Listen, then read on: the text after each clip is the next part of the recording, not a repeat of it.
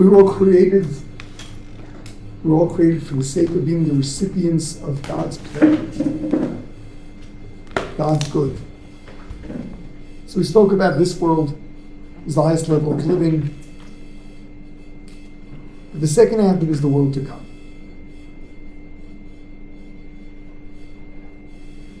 And in Olam Haba, we will be connected to the infinity with an independent awareness of it, where every one of us is going to feel that we're part of it. The degree to which we will appreciate that will be dependent on the level that our soul attained, which is what all the mitzvot are. So first, there's one thing that the Mishnah tells us that has to be appreciated with regard to these two worlds. The Mishnah says, Yafa sha'a achat olam haba, yafa koras ruach.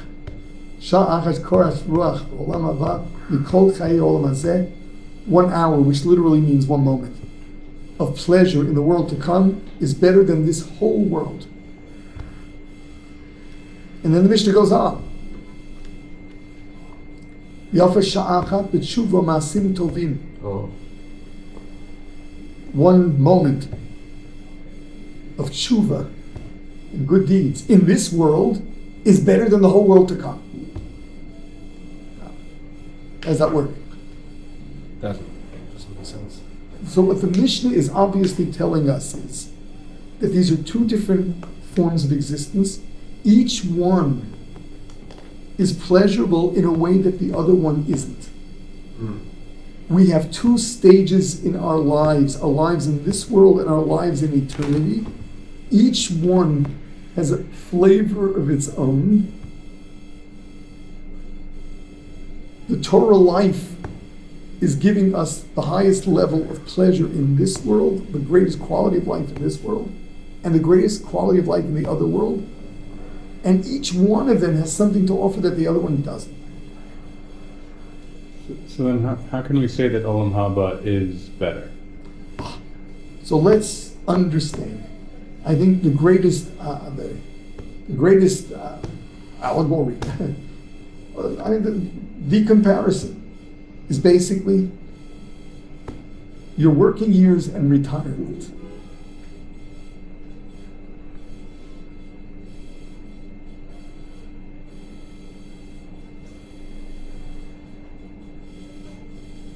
I know the way it goes here. When you reach retirement age, you get a letter from the government saying that you have the right to a free meeting with a social worker to help prepare yourself for your new stage of life. It is understood that retirement,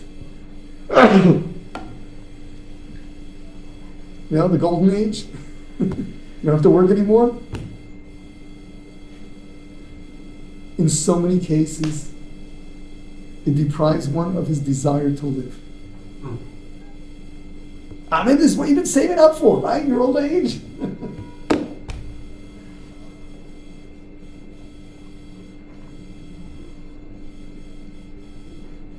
That means that you're better off working hard than moving to a condo. Yeah.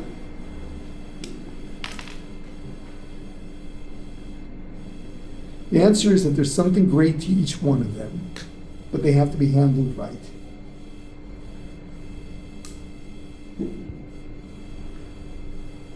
You got to get the most out of your working years, and you got to get the most out of your retirement. And that's this world and the world to come.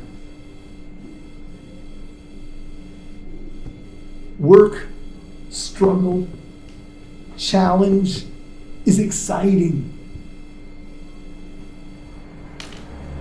It's electrifying. There's a suspense.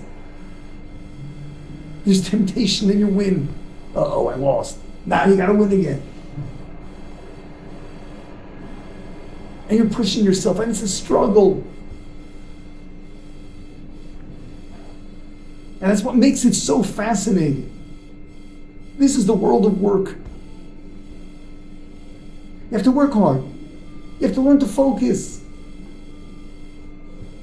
Which is, by the way, the greatest challenge in this world is focus. If there's anything we get lazy over, it's using our brains, having to think. We prefer our minds wander, having to focus on something, the discipline of the mind. It seems like that is the one thing human beings will do anything just to avoid. And Torah demands so much of it. Thinking about what you're doing, making sense of it. You study to focus on the words. Your prayers, focusing on what you're saying. And it's a struggle. Being mindful of what you're doing in life. Having to think about everything you do. Is this right? Is this not right? And it's a challenge, and it's a thrill. So it's hard work, but it's a thrill. That's the greatness of this world. And if you really choose to experience this world, it is so pleasurable. It is so, so pleasurable. And that is an element you don't have in the world to come. The world to come is when you retire and you live off what you did before. But you know, you got to choose the right retirement situation. Olam haba, if you invested in it, in this world, you find yourself in the most pleasurable state. It's not the thrill of this world, but it's pleasurable on a level that you don't have in this world. Those are the two stages of life. And we've got to learn to make the right choices in this world to enjoy this world, and that way also enjoying the world to come. Yeah. There are a lot of people who, if they really love what they do, they won't retire. At a certain point, you stop paying taxes here if you continue working. Okay. They want to encourage working. They want to encourage. They want to encourage working. Everyone knows. Everyone knows. People who work live. Retirement shortens people's lives. That's great. I mean, in the sense of if you're living a Torah life and you really love this aspect of growing, then I guess it's a different kind of pleasure. But that is why the Jew, although he knows what it's like over there, the Jew wants to live as long as he can. And we so much value life. You know, what's this big thing, right? Jewish life, you got to do whatever you can to save a life. Why does it save a life? It's a good place out there. What are we so afraid of? Yeah, it's a great place out there, but it's not like living here. You don't want to lose one second of the thrill of this world. So is that saying that this? I mean, it's hard to compare, but can we say that this world is greater than Olam haba? In a certain sense, the thrill. But then again, the pleasure of Olam haba, when we're literally connected to the infinity. I mean, it's unimaginable. Yeah. It seems a little bit contradictory because, from what I've understood, in the days after Mashiach, there's going to be transformation, right? Now, if that's not what we're talking about. Olam haba is something else. I know. Now, if Olam haba is the best possible, Olam haba isn't there yet. What? Olam haba is not there yet. All those who are deceased are in what we call Gan Eden, which is a parking lot. Like it's an interim stage. It's in the sphere of the souls. So then Olam haba is after. Is post. So that's technically Tchias Mesim, right? No, it's past. It's a different Tchias. There's a Tchias Mesim when Yemos Mashiach. There's a resurrection when Mashiach comes. Certain people will be resurrected. That's where Mashiach comes. But that's going to be on this world. Yeah. Then there's Olam haba, which is meanwhile all the souls are in the Olam HaNeshamas, in the sphere of the souls, and then at the end of time, at the end of 7,000 years, 6,000 years of this earth, and 1,000 years of nothing, then there'll be Olam haba, where there'll be a different kind of Tchias Mesim. We'll be resurrected as spirits, as part of the infinity. And that's eternal pleasure, and then from there no one comes back. There won't be anything other than that. We won't experience that until it's not even. You don't experience that after death. You experience that No, way. but after death you're in the temporary state, in the Gan Eden, it's still a good place. But not as good as. No, not as good as Olam. Also not as good as being on Earth. Yeah, well, yes and no. Yes and no, it's still very pleasurable, but it's without the thrill. Very interesting. It's without the thrill. So live as long as you can. And don't worry, it's a good place out there, but there's something you got here that you don't want to give up.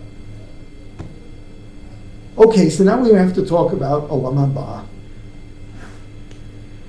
And yeah. It's a little off topic, but are you ever going to talk about the Shabbat, the 7,000? I always found that super interesting. It's a little off topic, but I found that super interesting. Very quickly. At the year 6,000, the world will cease to exist, and there'll be nothing in its place. And all souls will find themselves in the world of the souls. For 1,000 years, we will continue to live there. And then after the year 7,000, Olam Haba begins. And during that year, it's just nothing. Like it's Nothing here, but we're all in the world of the souls. Our souls without our bodies. Is there going to be a difference in the world of the souls, or will that be the same? What do you mean by difference? Like similar to like if it's supposed to be Shabbat, so will there be like an extra rest element there? There'll be something special in that seventh year. That 7,000, the 7 millennia up in So world of the suns. how will there be years? I mean, will the sun come with us as well? Without the sun, but there'll be time. It's going to be a different quality of time. So it could just be instant. It could be like 6,000, boom, We wonder. 7,000. We wonder. We wonder. And the people who are alive in that time of the sixth, like going into the Shabbat, They are gonna. Their bodies will cease to exist, at least till the ultimate resurrection, and then they will go into the world of the souls. Isn't there It's 1,000 years after Mashiach. 1,000 years after Mashiach comes. Mashiach will come sometime before the year 6,000, and the year 6,000 everything stops. In the year 6,000 when he stopped. What's that? So Mashiach, who knows how long Mashiach will be I here heard for? that when Mashiach comes, nothing's really going to change too much. Everything's going to It's going to be like this world, except it's going to be special and very convenient. and then the world's AI is just going to take going over. to stop. AI will do all the work for us. We're going to sit and learn. and then that's just going to stop. By At the year 6,000, it stops. No evil inclination, right? No evil inclination. Everything's going to be clear. Isn't there an opinion that's like in like 25, 35 years or something like that? Who knows? There's one opinion that goes like There are opinions about everything. It says to refrain from trying to figure it out. We don't know. No point trying to We figure don't out know. what's going to It We happen. says to refrain. Olam Haba. Figure it out. It says not to know. Well, in the book of Daniel, he is told, he's given, what it is, and it says he didn't know what it was. He couldn't figure it out. And the good books say, don't be the machashrei hakitzim, the ones that are trying to figure it out. If Daniel himself, who got the prophecy, didn't know what it means, we shouldn't do it. Supposedly, the Vilna Gaon did figure it out, and it was in a manuscript on his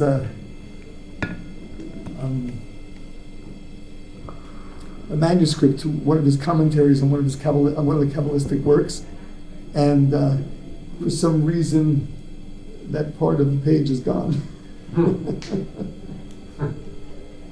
Exactly. Okay, so we don't know, but it's getting close. I don't think that matters. It's meant to be today. If we merit it, but otherwise, it's coming. Yeah. So I want to begin now talking about the world to come and the relationship between what we do here and our world to come, how we earn the world to come. The Torah gives us 613 commandments, and with the oral law, endless detail into these commandments. And we've spoken about the fact that the Torah presents these really as the laws of nature that govern our souls. They are parallels to the physical laws of nature. The same way there are physical laws of nature that determine what it is that gets a human being functional, what gets him to be more functional, or what gets him to be dysfunctional. It's a similar kind of thing with the 613 commandments, and that is that every one of the 613 commandments and every detail in it gives us a different rule. It describes for us a different need of the soul, for the soul to maintain quality of life in the eternity.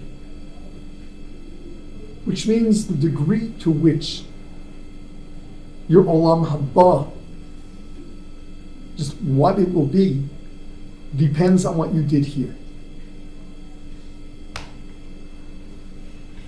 So first, we must get into this whole idea of the laws of nature. And we also have to get into the whole system of halacha, of how we determine what these laws are.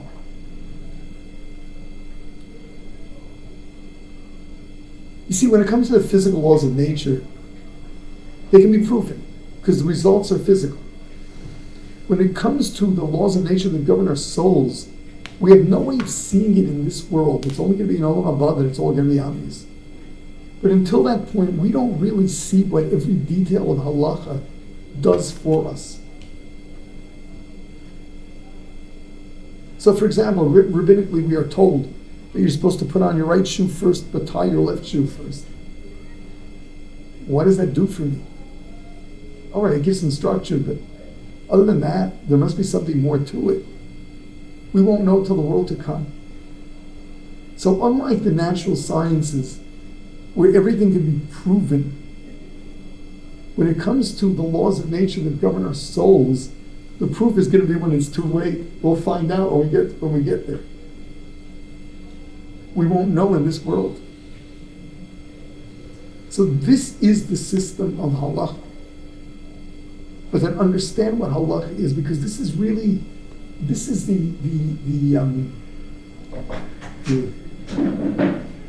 this is really what makes orthodoxy so different from all other streams of Judaism, in that we understand that halacha is law. This is the law of nature.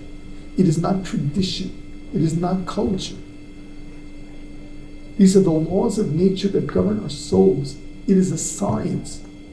Determining those laws must be a process that is valid within the sciences. There's a reality to it. Nothing is a ceremony. So, for example, out there, Jews talk about a traditional wedding ceremony. The way Orthodoxy looks at it, it is not a traditional wedding ceremony. If you want two half souls to unite, these are the rules. This is what you got to do. It's not a ceremony. Yeah. There is tradition though, like hat and. We'll talk about that. It's very low level. We'll talk about and what constitutes a tradition, but that's not what the whole system of halacha is all about. The system of halacha is not tradition. Doesn't halacha turn into tradition? Tradition turn into halacha? Some halacha does, and we'll talk about it. We'll spend time on it. But the essence of halacha is a science. It's a study of the laws of nature that govern our souls. It's not subject to change on the basis of societal values, aesthetic values. There's a reality to it. There are no ceremonies. Everything's real. So, okay, we're out of time.